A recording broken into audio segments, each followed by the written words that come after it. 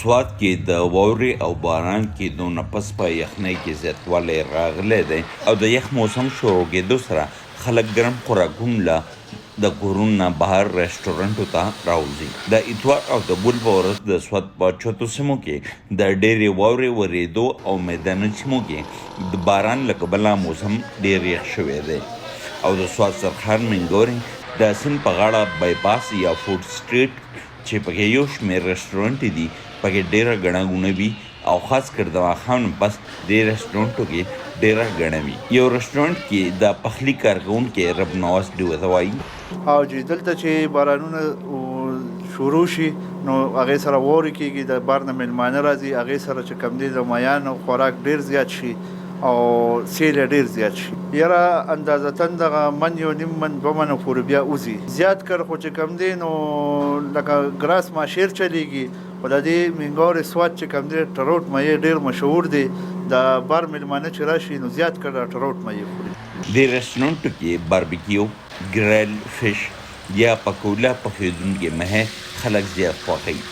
په کړای کې پخ شوي مهې، کباب، بلوچي سبزي، هانډي هم زیات خلک خوښوي. د لنډکودل اوسېدونکی شهباز چې دلته یو رسټورنټ کې د کچه غوښې یا مټن پخېدو کار کوي ډیوه ته وایي او دلته کې موسم نن سبا یخ دی که نه، واورې ماورې شي ملم جبا کالم ده وکې نو بیا خلک ډېر چکرو ته راځي. موږ سره دلته بیا سټاپ کوي د بایپاس باندې. دلته کې موږ مټن تیارو، موږ سره چاینیز دی، پولاو دی، هانډي ده سپیشل اور چکن کړی ده، باربیکیو دی.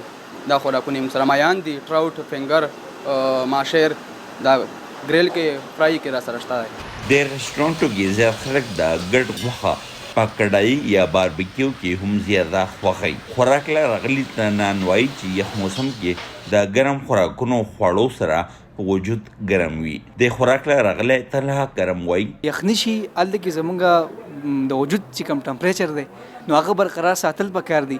د هغې دپاره موږ ګرم خوراک کوو، لکه مهې شو، دا شان کبابو تر ډېر زیات زور کوو په دې وجه باندې چې لکه زمونږ وجود کې هغه ټمپریچر برقرار شي او موږ یخ ګرم پاتې شو. د خپلو ملګرو سره د بحرین نه خوراک له راغلی محمد رحیم ډیوه ته وایي یخ موسم دی او مټن مو چې دا وخورو چې لږ ګرم شو.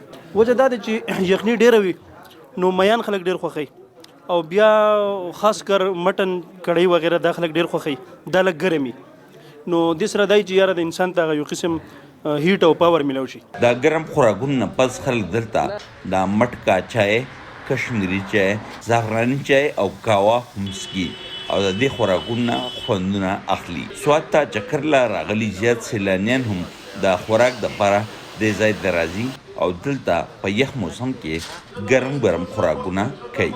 فیاض ظفر، وایس آف امریکا، ډیوه، سوات.